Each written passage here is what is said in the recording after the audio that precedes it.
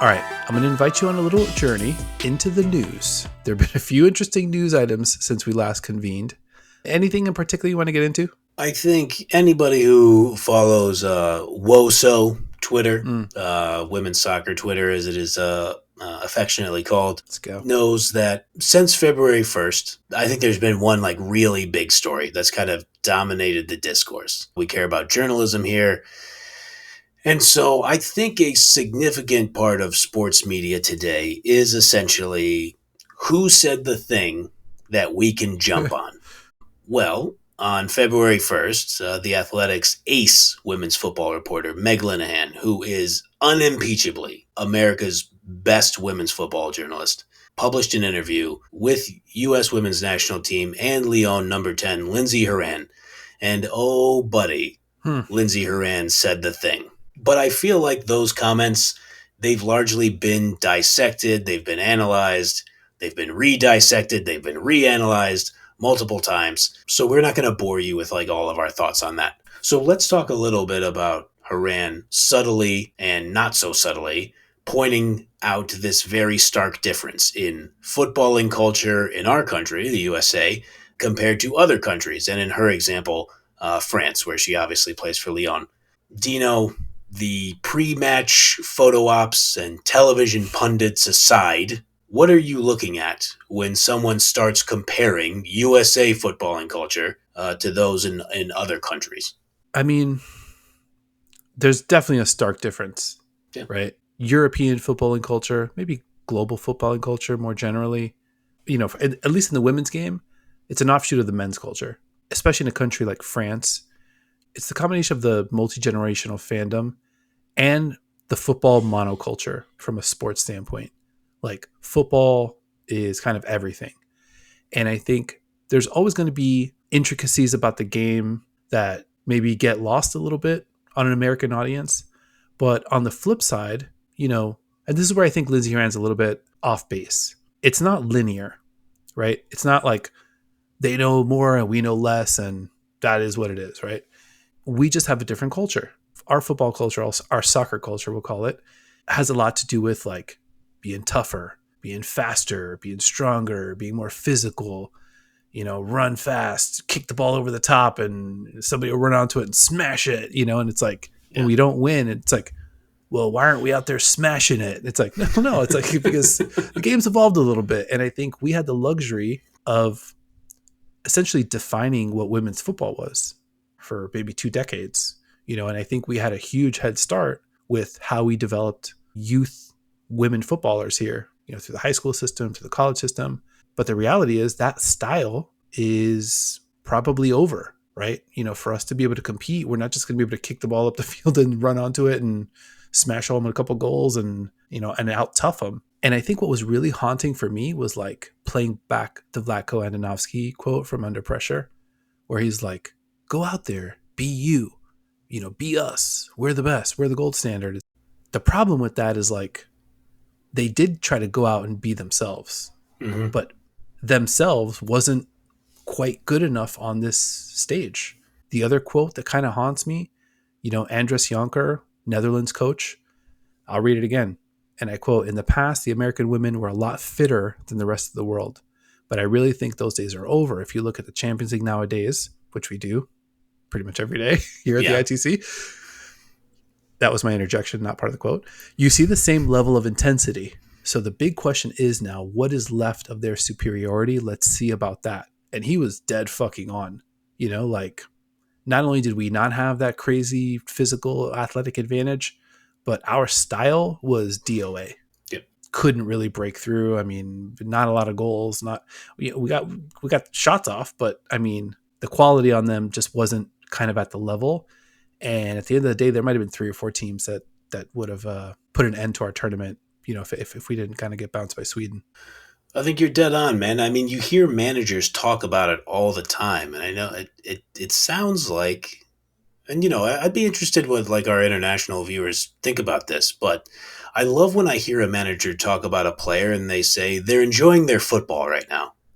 Because for individual players, like you talk about like the old, like the physical dominance. I mean, I do not think that you can underestimate the impact of Title IX in sports in the United States of America, like equal funding to women's athletics Hmm. compared to men's athletics. Like that doesn't exist. That is a United States policy. There was that lack of investment in countries like Brazil, who obviously, very obviously, have a significantly superior footballing culture to the United States. When I think about a manager saying, like, this person's enjoying their football, like, that means my number eight is enjoying playing as a number eight. My number 10 Hmm. knows that they play like a number 10. My wingers know what to do and they know where to pick their spots.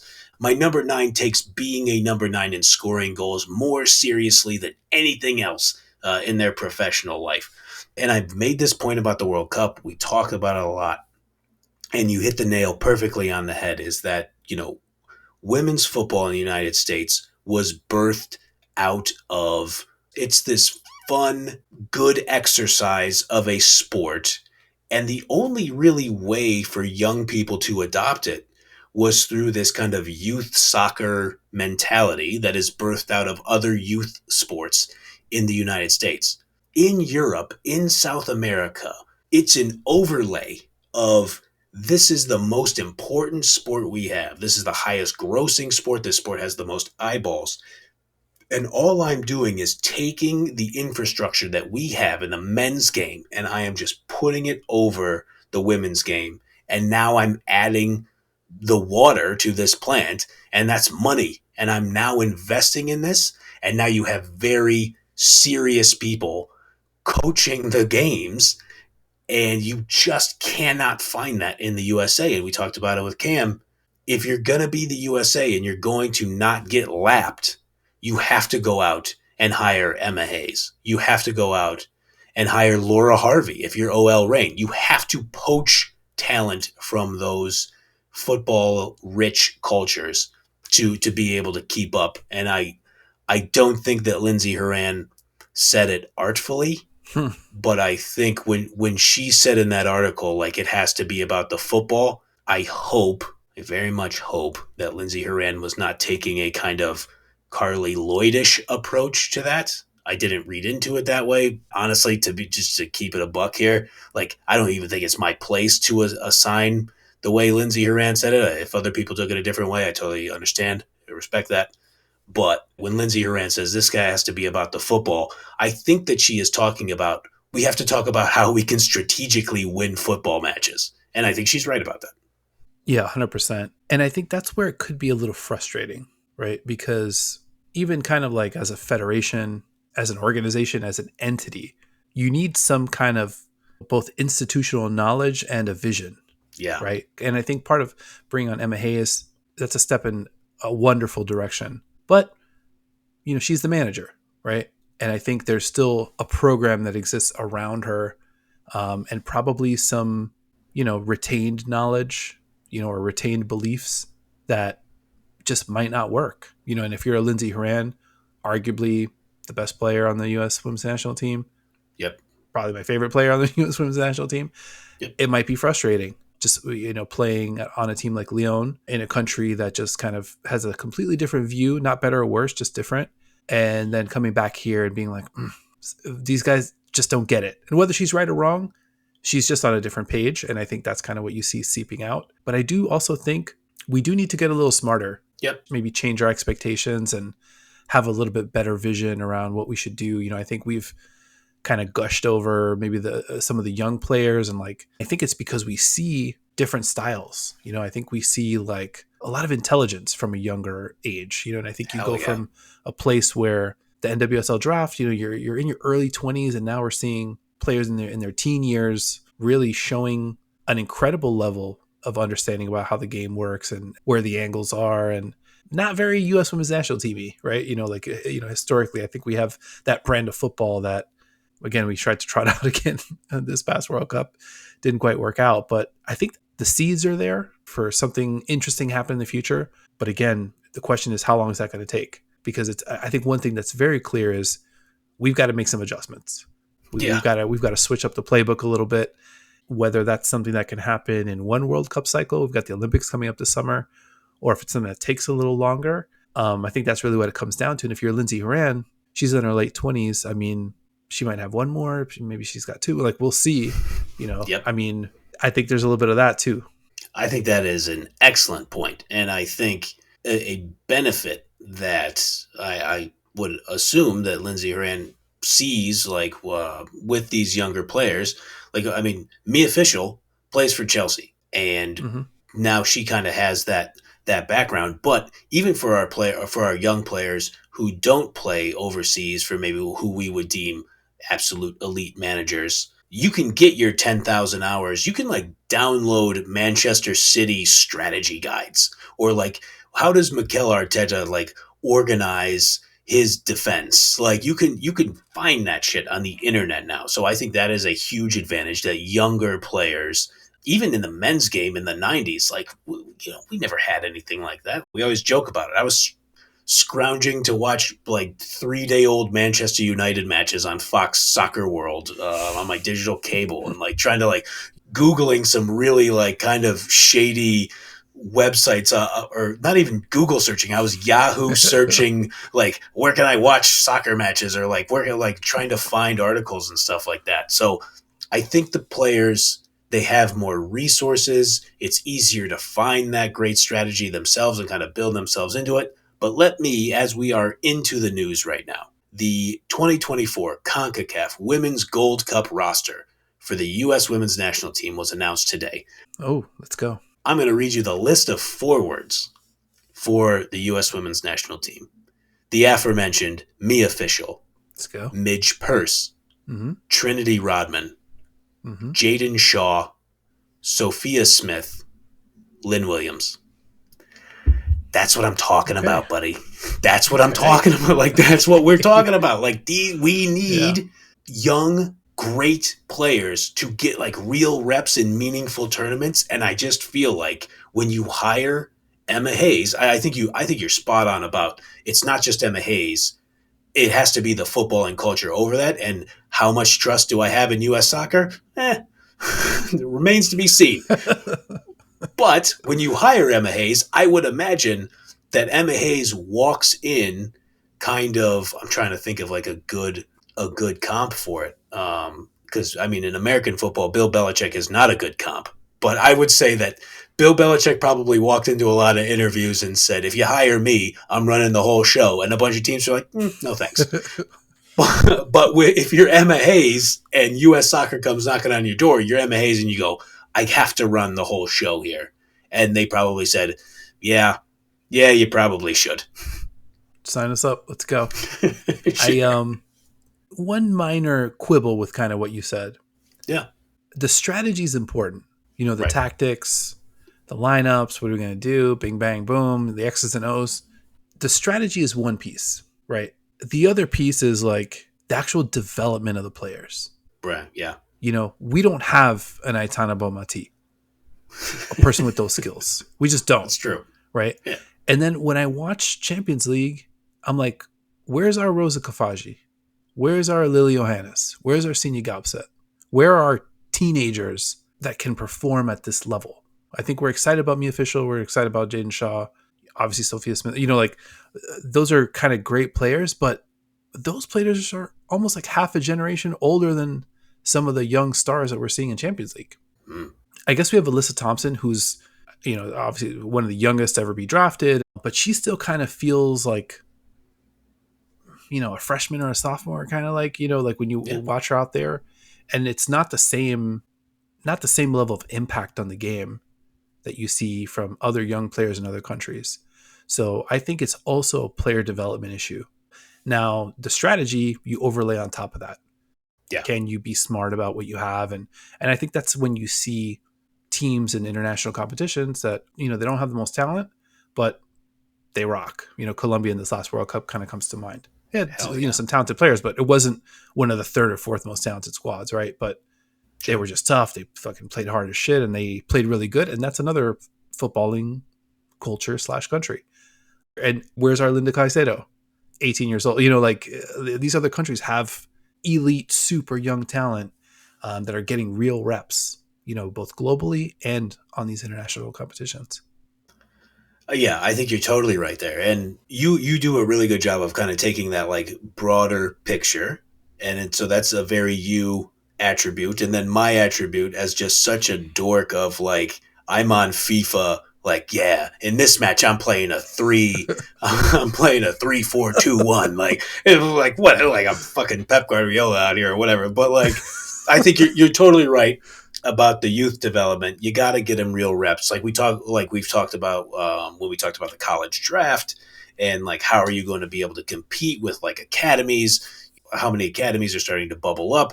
Do we want you to play in the NWSL? Like, Hmm. I think for me and you who enjoy watching the NWSL, I would like that league to be great. And, Esther Gonzalez for the champion Gotham FC, she seems to think NWSL is pretty goddamn good. We talked about her quotes of like every week is like playing Barcelona in Liga F. We kind of had our comments on that, but like if you're gonna do that, like you said, like we have to have the young stars. I think the one comment, and let me just say to Dan Johannes, our pal, forgive me, buddy. I'm not trying to put pressure on you. You were talking about the young talent. You said, "Where's our Lily Johannes, buddy?" Lily Johannes is our Lily Johannes. So, Dan, forgive me, buddy. I'm not trying to put pressure on you or Lily. I'm just saying, her at number 10 for the USA, we're cooking if that's the case. Hard cosign for me. She's a young, so I don't put too much pressure on her. Of course, Live yeah. your life, Lily. Like you do what you want to do. But would we be really happy on the Into the Channel podcast if you came over? Yes, we would. We got your back no matter what, though. 100%. Go Ajax. Anything else you want to hit before we get out of here? I think we nailed it. I'm just really excited. Speaking of Ajax, to swinging things back to the Champions League. God damn, this is a good quarterfinal, man. This is going to be an excellent tournament, and it's just getting better. Oh, yeah, God. When I woke up and I saw the draw, I knew this was going to happen, but I look at all four matchups. I'm like, oh my God, that's the matchup. And like all four of them, I was just like, oh my God. Like Benfica Lyon, I'm like, let's fucking go. Like, it's just such an exciting. I mean, there was no combination of the four that was going to be any kind of disappointing. I think our guy Camp Hope, he hit it right on the head last week where he's like, all 8 teams, there's no gimmies in this tournament. When he was reading off all the teams that Real Madrid have beat in their history, I didn't recognize any of those teams, just full transparency. Yep. Yeah, but same. Like, it's very clear that like we're now in an era where I really do believe any runner up, I mean, even Barcelona and Braun, it's a little bit far fetched. We have a lot of fun with that, but I wouldn't be shocked if Braun pulls the upset at home in just a fucking wild match. The snow is like coming down and it's cold and it just kind of gets away from Barcelona a little bit. And then they go back to Barcelona, like it could happen, it wouldn't be the most surprising outcome ever, and that's probably the most lopsided of the matchups. It would probably, I mean, I don't have the Cam Pope encyclopedic knowledge of the UEFA Women's Champions League. It would have to be pretty close to the most surprising upset ever, right? Like, but yeah, your point is well taken though. And man, let's get a snow game, buddy. Let's go. Like, I mean, all of the underdogs super live. I just think this is really setting up to be an unbelievably exciting tournament in general. Yeah. And it's just the first round, right, of a knockout stage football. We're going to whittle these teams down until there's just the one champion. All right, man. I think we did it. It's been another episode of Into the Channel. Subscribe or follow us. YouTube, Spotify, Apple Podcasts, or wherever you like to watch or listen. Comments, ratings, reviews, always appreciated. At ITC_pod on X. At Into the Channel pod on Threads. Big thanks to you all for watching and or listening. We're thrilled to have you hanging out with us. We very much appreciate all of the comments, all of the corrections, all of the interactivity. It's been incredibly rewarding, I think, for the both of us. And big thank you to you as well, my co-host, Mr. Grant Engel, for being our number 1 draft pick here at the ITC. I appreciate that, buddy. I will try to live up to the number 1 draft pick moniker. I appreciate you trusting me with those kind of things. And let me just second your thanks to the viewers and the listeners. We appreciate you guys. It's been like very cool to find women's football pals around the world who care about this great game the way we do. So please let us know. I mean, we got a couple of weeks. March 19th is the first leg of the quarterfinals.